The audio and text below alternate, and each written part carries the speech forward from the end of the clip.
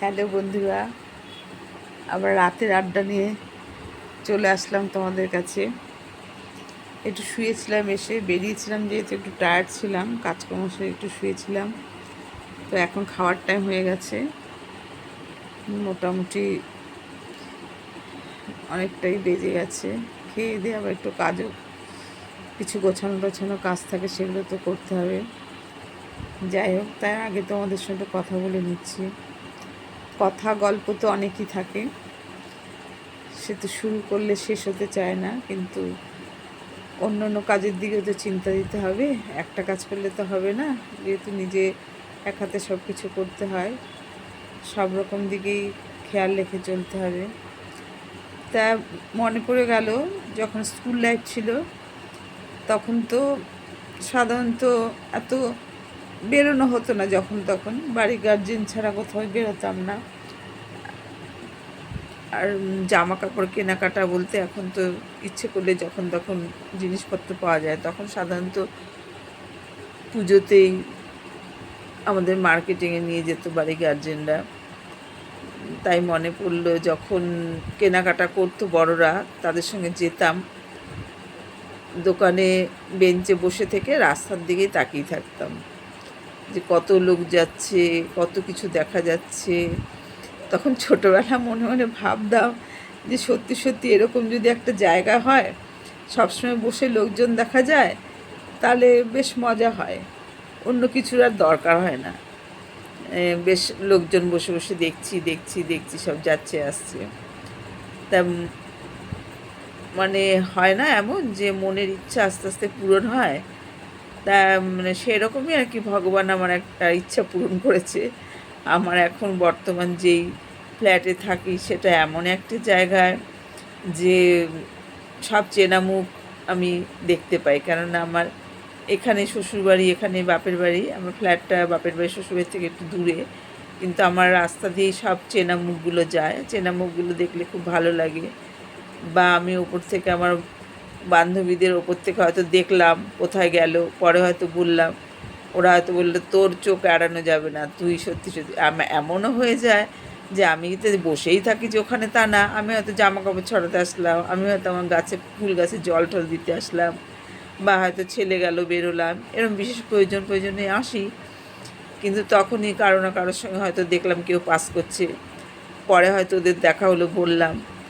আর আমার আশেপাশে ফ্ল্যাটে মোটামুটি যারা আসে, তাদের চলাফেরা দেখে তাদের রিলেশনগুলো বুঝতে পারি যে কে কার শ্বশুর, বা কে কার বউ, কে কার বাচ্চা, কবে কার বিয়ে হলো। আমি মানে বলি না, আমার ঘরের টিভি নেই ঠিকই, আমি ওদের বলি, দেখ আমি কিন্তু লাইভ দেখি তোদের সবার।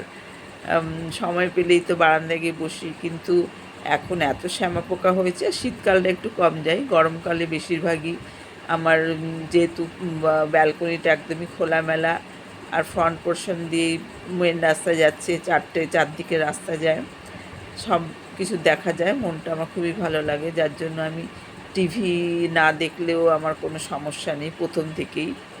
আর প্রথমেই যখন আমি ফ্ল্যাটে আসি, তখন আমার শাশুড়ি মাও ছিলেন এখানে আমার সঙ্গেই। আর ঘরের পর্দাটা তো খুব একটা তখন দেওয়া হতো না। আমার হাজব্যান্ড বলতো এত ওপরে কেউ তাকাবে না, কেননা তখন তো এত ফ্ল্যাট ছিল না। আমার 2000 সালে বিয়ে হয়ে ফ্ল্যাটে এসেছি, তখন এত ফ্ল্যাট ছিল না। চারিদিকে আমাদের ছাদ থেকে দাঁড়িয়ে প্রায় দক্ষিণেশ্বর এসে বালির বৃষ্টি ওরকমও দেখা যেত, অনেক দূর পর্যন্ত দেখা যেত। তা এখন তো চারিদিকে ফ্ল্যাট হয়ে গেছে। সোদপুর স্টেশন, আমি তো সোদপুরে থাকি, সোদপুর স্টেশনের ওপর দিয়ে সেই এবার যে জগদ্ধাত্রী মা ভাসানে গেল, সেটা যখন লাইটিং করে যেত, আমার ব্যালকনি থেকে বসেই দেখা যেত বাসের সঙ্গে যাচ্ছে র্যালিগুলো। মানে এরকম কন্ডিশনে আমাকে ভগবান, আমি মানে মনে মনে সেই ছোটোবেলা চেয়েছিলাম, সেই আশাটা আমার পূরণ হয়েছে আর কি। এরকমই মানে ছোট ছোট আশা অনেকের থাকলে পরে, আমার তো সাধারণত আমি যেমন কোয়ালিটি আমার আশা সেরকমই, বিশেষ কিছু আশা আমার নেই। ভগবান যেটুকুনো দেয়, আমি শুধু চাই যেন সুস্থ থাকি, ছেলেটাকে নিয়ে ভালো থাকি, সবার ভালোবাসা পাই, ওই চিন্তাভাবনা নিয়ে চলি। বিশাল কিছু আশা করি না, যতটা আমার হওয়ার ততটাই করি। তবে ওই শ্যামনগর নৈহাটির বড় মা আছে যে, সেই বড় মা নিয়েও তো অনেকের অনেক আশা আছে, তবে হ্যাঁ বড় মারও আমার একটা আশা খুব সুন্দরভাবে পূরণ করেছে। যে আশাটা হলো, আমার ছেলে আমাকে নিয়ে গেছিলো বড় মার কাছে।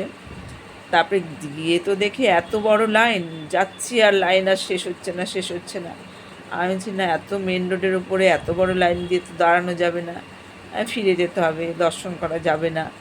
তারপরে ছেলে দাঁড়িয়ে রইলো, আমি লাইন তো দেখে আসলাম যে না আমার দ্বারা সম্ভব না এতক্ষণ দাঁড়িয়ে থাকা, না খেয়ে সকালে গেছিলাম পুজো দেবো। তারপর আমি এসে আমি যে আগে মাকে দর্শন করে চলে যাব। সেই হিসাবে দর্শনের একটা আলাদা পাশে গেট থাকে, সব যারা গেছে তারা জানে। ওখানে গিয়ে দাঁড়ালাম, তা মায়ের এমনই কৃপা যেন মনে হলো মা আমাকে হাত ধরে নিয়ে গেল। আমি যাওয়ার সঙ্গে সঙ্গে না গেটটা খুলে দিল, সবাই ঢুকলো। তা আমি না জাস্ট ভাবলাম ওখানে দাঁড়িয়ে মাকে দর্শন করে চলে আসবো। আমি ঢুকতে ঢুকতে বললো লাইনে চলুন লাইনে চলুন। আর আমি না, আমার এরকম লাইন আমি কোনো দিনও দিইনি। আমার খুব ভয় লাগে যে যারা এত কষ্ট করে আসছে তারা পেছন থেকে বলবে যে আপনাকে দেখিনি, আপনি ছিলেন না লাইনে, আপনি কেন ঢুকছেন। এটা খুবই অন্যায় ব্যাপার। আমার জ্ঞানও তো আমি এটা করিনি কখনো। এই দক্ষিণেশ্বরটা আমি বিভিন্ন জায়গায় যাই, লাইনে আমি কখনো মানে 2 নম্বরইভাবে আমি কখনো যাইনি, আমার নিজের বিবেকে লাগে। তা আমি যাওয়াতে না, আমি তো জানি আমি পুজো দিতে পারবো না, দর্শন করে চলে আসবো। অন্য আমাকে এমনভাবে যারা সিকিউরিটি থাকে এমনভাবে ঢুকিয়ে দিল লাইনে।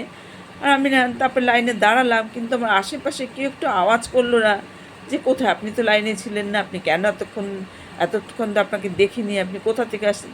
কারো না কোনো কথা নেই। এটাই আমি ভাবলাম মা মনে চাইলেও আমাকে যে ভালোভাবে দর্শন দেবে। এই যে ভেতরে লাইন দিয়ে ঢুকলাম, ছবি টবি মোটামুটি তুললাম, কিন্তু কারো কোনো কথা নেই। তাই ভাবলাম না, সত্যি সত্যি ঠাকুর যে মাথার উপর আছে, লোকের বিশ্বাস এটা ঠিকঠাকই। কেননা আমাকে এভাবে মা মনে যেন হাত ধরে ভেতরে নিয়ে গেল।